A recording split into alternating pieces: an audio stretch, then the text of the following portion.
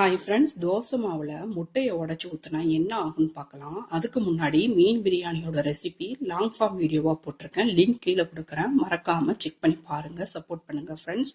தோசை மாவு பழசாயிட்டாலோ இல்லை கொஞ்சம் புளிச்சு போயிட்டாலோ இது போல் 2 ஸ்பூன் தயிரோ அல்லது மோரோ சேர்த்துக்கணும். நான் வெண்ணெய் கடைஞ்ச மோர் சேர்த்துருக்கேன். அதோட ஒரு முட்டையை உடச்சி ஊற்றி நல்லா மிக்ஸ் பண்ணி விட்டுக்கலாம். சுகர் பவுடர் பண்ணி வச்சுருக்கேன், அதை 2 டேபிள் ஸ்பூன் சேர்த்துக்கிறேன். சுகர்லேயே ஏலக்காய் கூட பவுடர் பண்ணி சேர்த்துக்கலாம். நான் இன்னைக்கு ஏலக்காய்லாம் சேர்க்கலை. வெண்ணிலா எசன்ஸ் ஒரு மூடி சேர்த்துக்கிறேன், அவ்வளோதான். நல்லா மிக்ஸ் பண்ணி விட்டுட்டு 1 மணி நேரம் மாவை நல்லா ஊற விடணும். 1 மணி நேரம் நல்லா ஊறட்டும்.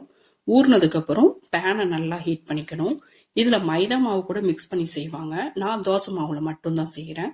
இப்போ பேன் சூடேறிடுச்சு, நெய்யும் சூடேறிடுச்சு. நல்லா ஸ்ப்ரெட் பண்ணி கொடுத்துட்டு கொஞ்சமாக மாவு சேர்த்துக்கிட்டோம்னா மாவே நல்லா வட்ட வடிவத்தில் ஸ்ப்ரெட் ஆகி வரும். மூடி வச்சு தான் குக் பண்ணணும். அந்த கிளிப் எனக்கு மிஸ் ஆயிடுச்சு. 2 பக்கமும் வெந்ததும் எடுத்து பார்த்தா அவ்வளோ சாஃப்டாக ஃப்ளஃபியாக இருக்குது.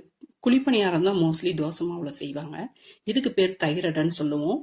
நீங்களும் ட்ரை பண்ணி பாருங்க, என்ஜாய் பண்ணுங்க, லைக் பண்ணுங்க, சப்ஸ்கிரைப் பண்ணுங்க, ஷேர் பண்ணுங்க. தேங்க்யூ.